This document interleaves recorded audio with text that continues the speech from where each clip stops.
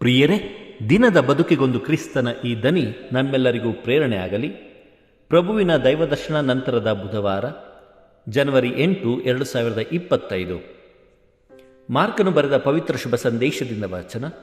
6ನೇ ಅಧ್ಯಾಯ 45ರಿಂದ 52ರವರೆಗಿನ ವಚನಗಳು. ಆ ಕಾಲದಲ್ಲಿ ಯೇಸು ತಾವು ಜನರ ಗುಂಪನ್ನು ಕಳುಹಿಸಿ ಬಿಡುವಷ್ಟರಲ್ಲಿ ಶಿಷ್ಯರು ದೋಣಿ ಹತ್ತಿ ತಮಗಿಂತ ಮುಂದಾಗಿ ಸರೋವರದ ಆ ಕಡೆಗಿದ್ದ ಬೆತ್ಸಾಯಿದಕ್ಕೆ ಹೋಗುವಂತೆ ಆಜ್ಞಾಪಿಸಿದರು. ಜನರನ್ನು ಬೀಳ್ಕೊಟ್ಟ ಬಳಿಕ ಯೇಸು ಪ್ರಾರ್ಥನೆ ಮಾಡಲು ಬೆಟ್ಟಕ್ಕೆ ಹೋದರು. ಕತ್ತಲೆ ಕವಿದಾಗ ದೋಣಿಯು ಸರೋವರದ ಮಧ್ಯೆ ಸಾಗಿತ್ತು. ಇತ್ತ ಯೇಸು ಒಬ್ಬರೇ ದಡದಲ್ಲಿದ್ದರು. ಎದುರುಗಾಳಿ ಬೀಸುತ್ತಿದ್ದುದರಿಂದ ಶಿಷ್ಯರು ಹುಟ್ಟುಹಾಕಿ ದಣಿದು ಹೋಗಿದ್ದರು. ಇದನ್ನು ಕಂಡ ಯೇಸು ಸರೋವರದ ನೀರಿನ ಮೇಲೆ ನಡೆದುಕೊಂಡು ಅವರ ಕಡೆಗೆ ಬಂದು ಅವರನ್ನು ದಾಟಿ ಮುಂದೆ ಹೋಗುವುದರಲ್ಲಿದ್ದರು. ಆಗ ಸುಮಾರು ರಾತ್ರಿಯ ಕಡೇ ಜಾವದ ಸಮಯ.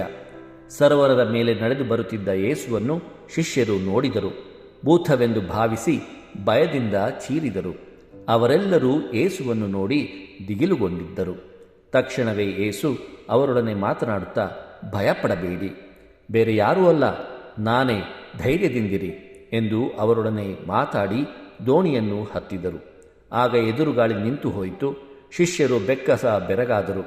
ಅವರ ಬುದ್ಧಿ ಮಂದವಾಗಿತ್ತು. ರೊಟ್ಟಿಗಳ ಅದ್ಭುತವನ್ನು ಅವರು ಇನ್ನೂ ಗ್ರಹಿಸಿಕೊಂಡಿರಲಿಲ್ಲ. ಪ್ರಭುವಿನ ಶುಭ ಸಂದೇಶ. ಕ್ರಿಸ್ತರೇ ನಿಮಗೆ ಸ್ತುತಿ ಸಲ್ಲಲಿ. ಚಿಂತನೆ. ಪ್ರಸನ್ನತೆಯ ಸ್ಥಳ.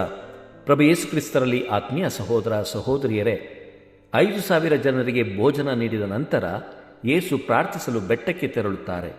ಯೆಹೂದ್ಯರ ನಂಬಿಕೆಯ ಪ್ರಕಾರ ಬೆಟ್ಟವು ದೇವರ ಪ್ರಸನ್ನತೆಯ ಸ್ಥಳ. ದೇವರು ತಮ್ಮ ಒಡಂಬಡಿಕೆಯನ್ನು ಮಾಡಿಕೊಂಡದ್ದು ಬೆಟ್ಟಗಳ ಮೇಲೆ. 10 ಆಜ್ಞೆಗಳನ್ನು ನೀಡಿದ್ದು ಸಿನಾಯಿ ಬೆಟ್ಟದ ಮೇಲೆ. ಕ್ರಿಸ್ತ ರೂಪಾಂತರಗೊಂಡಿದ್ದು ತಾಬೋರ್ ಬೆಟ್ಟದ ಮೇಲೆ.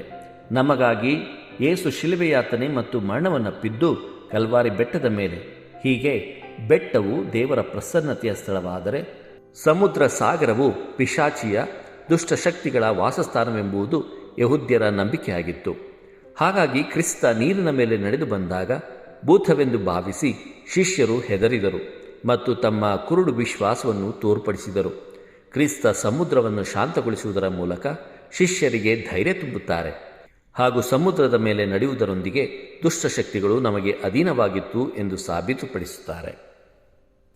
ಸಂತರ ಸ್ಮರಣೆ. ಪ್ರಿಯರೇ, ಇಂದು ನಾವು ನೋರಿಕಮ್ನ ಸಂತ ಸೆವರಿನ್ ರವರ ಸ್ಮರಣೆಯನ್ನು ಮಾಡುತ್ತಿದ್ದೇವೆ. ಇವರು ರೋಮ್ನಲ್ಲಿ ಜನಿಸಿದರು. ಮರುಭೂಮಿಯಲ್ಲಿ ತಮ್ಮ ಸಿದ್ಧತೆಯನ್ನು ನಡೆಸಿ ಬಳಿಕ ನೋರಿಕ್ನಲ್ಲಿ ಸುವಾರ್ಥ ಪ್ರಸಾರ ಕಾರ್ಯ ಕೈಗೊಂಡರು. ಇವರು ಅಶುರಕ್ಕೆ ಶುಭ ಸಂದೇಶ ಸಾರಿದಾಗ ಇವರು ಹೇಳಿದಂತೆ ಎಲ್ಲವೂ ನೆರವೇರಿದವು. ಫವಿಯಾನ ಎಂಬ ನಗರದಲ್ಲಿ ಇವರ ಶುಭ ಸಂದೇಶ ಪ್ರಸಾರವನ್ನು ಕೇಳಿ ಓರ್ವ ಶ್ರೀಮಂತೆ ಮನಪರಿವರ್ತನೆಗೊಂಡು ತನ್ನಲ್ಲಿದ್ದುದೆಲ್ಲವನ್ನು ದಾನ ಮಾಡಿದಳು. ಇವರು ಬಡವರ ಬಂಧುವಾಗಿದ್ದರು. ಇವರನ್ನು ಧರ್ಮಾಧ್ಯಕ್ಷರಾಗಲು ಕೇಳಿಕೊಂಡಾಗ ಅದನ್ನು ನಿರಾಕರಿಸಿ ತಮ್ಮ ಸೇವೆಯನ್ನು ಮುಂದುವರೆಸಿದರು. ಇವರು ಅತಿ ಸರಳ ಬದುಕನ್ನು ಬಾಳಿ 482ರಲ್ಲಿ ನಿಧನರಾದರು. ನೋರಿಕಮ್ನ ಸಂತ ಸೆವರಿನ್ ರವರೇ, ನಮಗಾಗಿ ಪ್ರಾರ್ಥಿಸಿರಿ. ದೇವರು ನಮ್ಮೆಲ್ಲರನ್ನು ಆಶೀರ್ವದಿಸಲಿ. ಇದು ಧ್ವನಿ ಮಾಧ್ಯಮ ಮನೆಯ ಕೊಡುಗೆ. ಧ್ವನಿ ವಂದನೆಯ ಸ್ವಾಮಿ ಶಾಂತಕುಮಾರ್ ಜೆ, ಬೆಂಗಳೂರು ಮಹಾಧರ್ಮ ಕ್ಷೇತ್ರ. ಪ್ರಿಯರೇ, ಈ ಚಾನೆಲ್ ಅನ್ನು ಸಬ್ಸ್ಕ್ರೈಬ್ ಮಾಡಿ ಪ್ರತಿದಿನ ದೇವರ ವಾಕ್ಯವನ್ನು ಆಲಿಸುತ್ತಾ ಅದನ್ನು ಇತರರೊಂದಿಗೆ ಹಂಚಿಕೊಳ್ಳಲು ನಮಗೆ ನೆರವಾಗಿರಿ. ಧನ್ಯವಾದಗಳು.